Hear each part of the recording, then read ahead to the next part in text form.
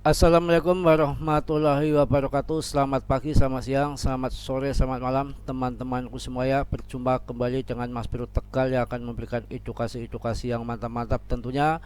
Biasa untuk di awal video saya selalu memberikan motivasi edukasi untuk pemula-pemula. Hati-hati di dalam bermain micin, meme coin itu bahaya sekali.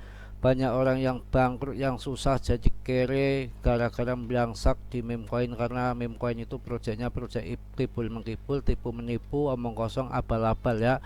Jangan pilih koin-koin sembarangan. Masuklah di BTC yang mana ini sudah mulai diakumulasi ya, Cardano, SRP ya, Polygon, ada Chainlink, ada Solana, One In, Kuan, macam-macam yang bagus-bagus itu, yang positif, yang pasti, yang bersinar terus, dan di bull market yang akan datang itu yang akan naik gila-gilaan. Jadi tergantung apa pilihan Anda masing-masing. Yang penting usahakan top CMC 10 ataupun 20 yang mulai berfokus ke situ ya. Dan yang lebih bijak lagi, portonya diatur yang betul-betul mantap, 90% ataupun 80% masuk di BTC ETH, baru yang 15% masuk ke altcoin, 1-5% baru di meme coin. Meme coin pun harus pilih-pilih ya. Kalau kita mau gambling ya tetap ya, itu yang sudah ada di Binance adalah Ploki sama PP.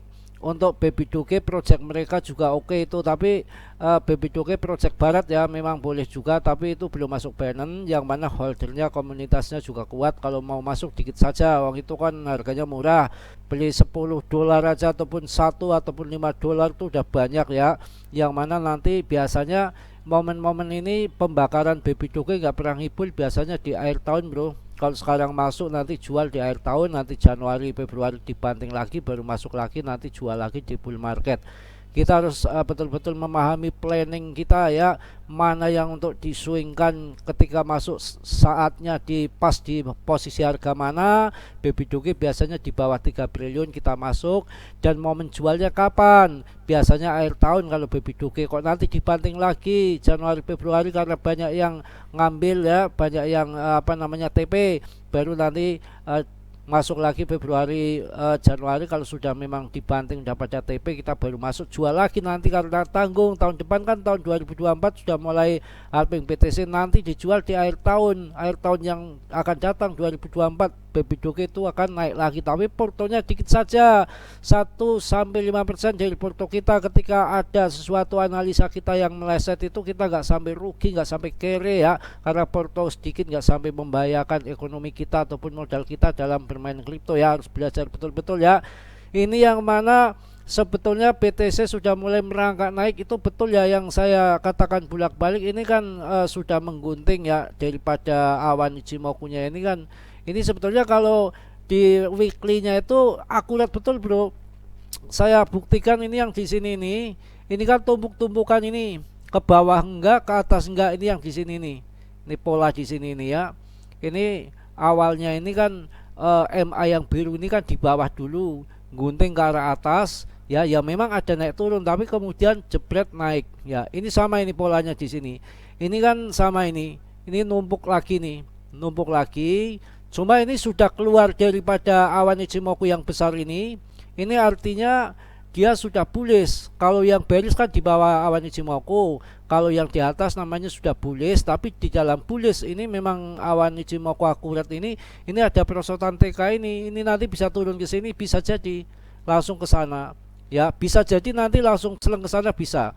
Yang penting dia kalau turun sedalam-dalamnya di 400-an, tapi udah susah. Ini di awan Ichimoku yang biru ini ya, awan hijau ya. Awan hijau ini maksudnya ini support yang kuat. Ini order mereka yang akan membeli besar-besaran. Ini di sini karena momennya secara psikologi seluruh dunia bahwa yang nanti di tahun depan bull market tahun 2024, otomatis bulan akhir-akhir tahun antara November sampai Oktober ini ya, pokoknya di bulan-bulan ini kalau saya amati itu berarti bulan November sampai di sini bulan April.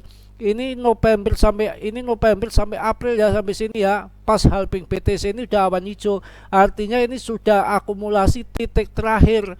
Makanya sudah mulai pada masuk dikit-dikit, entah yang di ETH, entah yang di BTC, entah yang di Cardano, entah yang di Polygon, itu semua udah mulai pada masuk. Dilihat dari data on-chainnya sudah mulai akumulasi, sudah mulai terbang, walaupun belum pengaruh betul dengan harga. Nanti kalau demand udah kuat pas halving BTC setelah 1 tahun ke depan, ya itu baru akan terbang semua, akan arahnya akan ke sana. Jadi nggak usah khawatir, jangan di skip-skip. Nanti ada berita yang wow yang mantap-mantap mengenai daripada BTC ini. Tapi kalau melihat RSI ini sudah di atas ya, pertengahan ya, di pertengahan ya.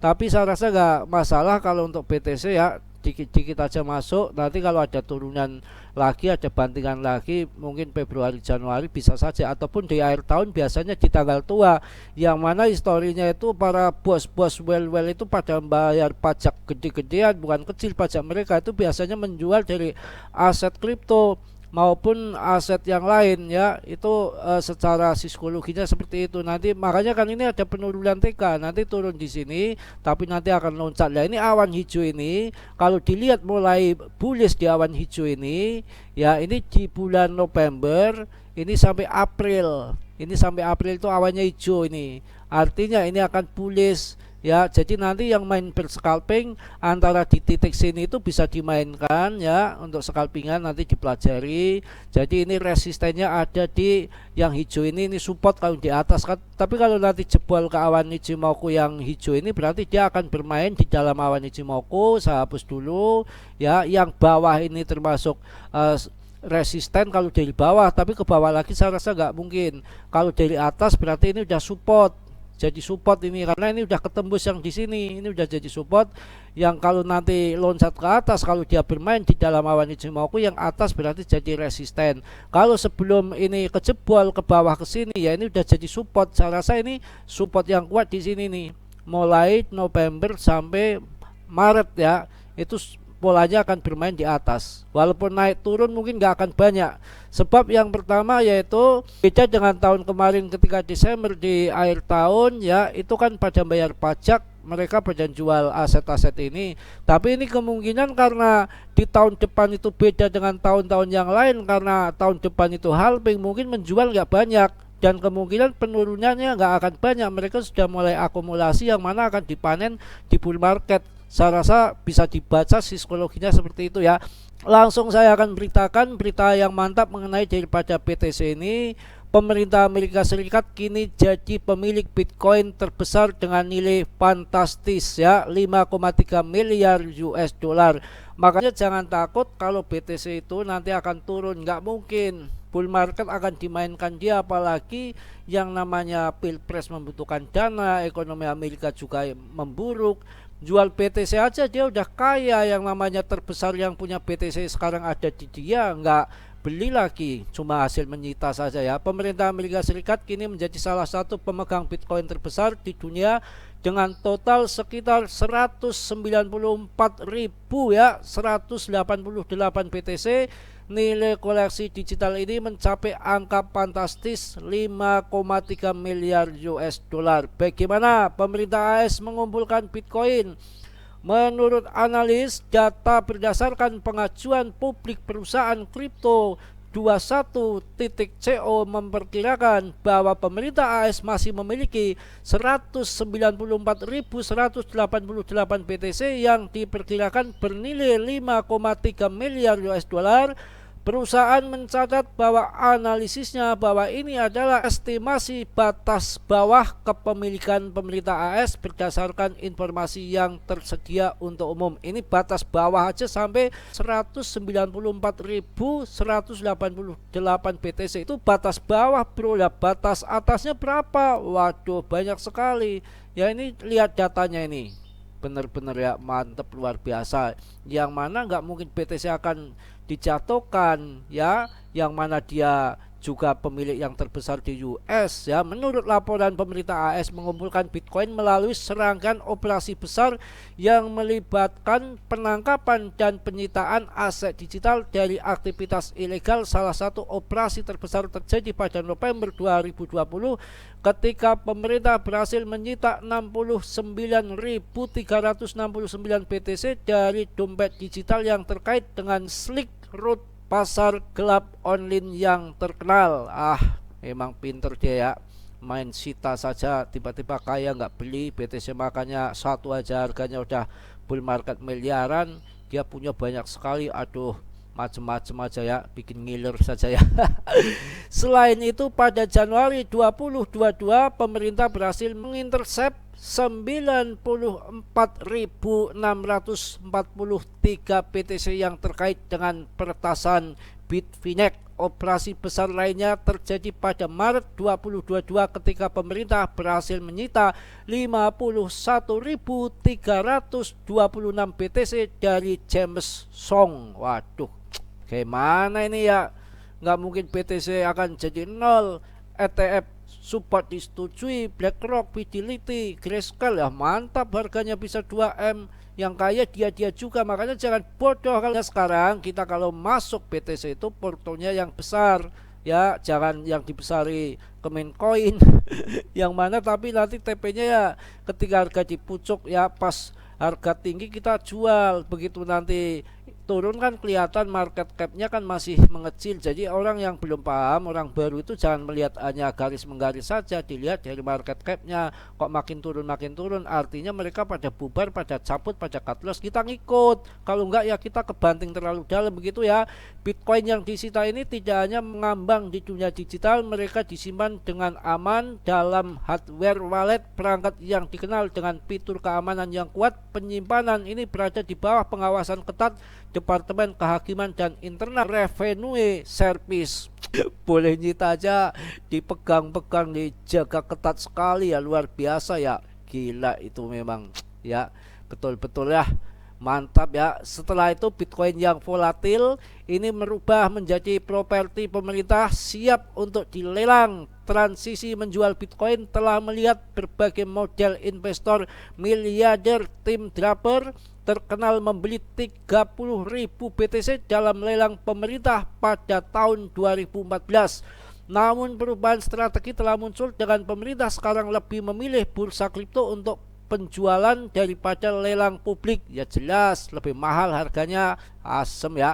Salah satu transaksi semacam itu terjadi pada Maret tahun ini dengan transfer 9.118 BTC melalui Coinbase. Bas bos, ewas bes. Akhirnya pendekatan pemerintah AS terhadap penahanan atau penjualan aset ini tidak statis. Ini bergantung pada pemerintah, pengadilan, dan konteks segera mencerminkan sikap strategis dan responsif daripada kebijakan tetap.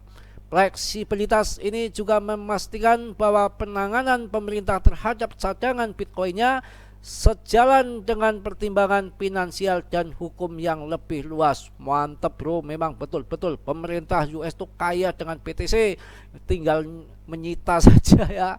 Sekarang kita lihat berita yang berikutnya, perilaku whale Bitcoin, BTC dan Ethereum ataupun ETH, siapa yang lebih optimis? Mantap, dalam dunia kripto perilaku para whale atau pemegang besar seiring menjadi indikator penting bagi investor lainnya. Namun apa jadinya jika whale Bitcoin dan Ethereum menunjukkan perilaku yang berbeda? Emang yang sukanya BTC ya sebuah orang BTC Max ya benci lihat altcoin itu seperti itu. Makanya juga ada yang trader hanya mengandalkan BTC karena pinginnya orang lari ke BTC semua. Dibilang altcoin scam supaya pasang up leverage tinggi cuan dia. Semua di sini penuh game, penuh permainan ya. Menurut data terbaru dari Glassnode, ada perbedaan mencolok antara perilaku whale Bitcoin dan Ethereum.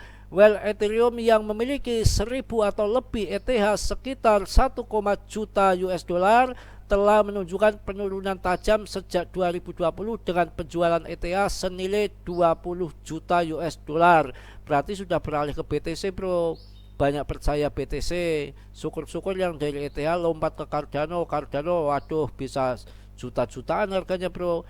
Di sisi lain, Bitcoin tampaknya terus mengumpulkan aset mereka secara diam-diam. Pemegang 1000 atau lebih BTC sekitar 26,9 juta US dollar tetap relatif dasar selama periode yang sama meski ada beberapa penurunan tajam. Namun data ini tampaknya belum lengkap. Kunal Goel ini namanya ya, Kunal Goel, analis senior dari Messari, menyatakan bahwa grafik tersebut sudah memperhitungkan staking. Menurutnya, transfer ke kontrak staking mungkin tampak seperti penjualan di rantai, tetapi sebenarnya bukan penjualan sama sekali. Pinter sekali, mantap sekali permainannya. Ketika disangka menjual ternyata tidak penjualan, disangka orang pada kabur ternyata akumulasi. Itu kebodohan kita. Makanya kita jangan mengikuti apa yang dia cocotkan yang dia bicarakan, yang suka dengan menggunakan media-media yang punya dia, yang bayar dia, yang kontrol dia. Kita melihat di data on-chain bagaimana pergerakannya. Kalau memang dia membeli banyak, memborong, kita ikut membeli, itu yang betul seperti itu. Jadi jangan melihat apa ucapan dia, tapi kita melakukan apa yang dia lakukan. Saya rasa cukup berita yang sangat panjang ini, mudah-mudahan membantu Anda untuk berinvestasi dalam dunia kripto, terutama masuklah di BTC 90%, yang lainnya baru 15% di altcoin. 1-5% cukup untuk ke main coin ya. Mohon maaf yang sebesar-besarnya, Mas Bro banyak salah, banyak dosa, itu pasti karena Mas Bro manusia biasa seperti Anda, nggak sempurna. Yang sempurna itu hanya dimiliki oleh Allah Subhanahu wa Ta'ala. Yang mana positifnya Anda ambil, yang buruknya Anda tendang. Sudilah yang belum subscribe kiranya untuk meng-subscribe, yang sudah saya ucapkan banyak-banyak terima kasih. Salam dari Tegal Mas Bro. Wassalamualaikum warahmatullahi wabarakatuh.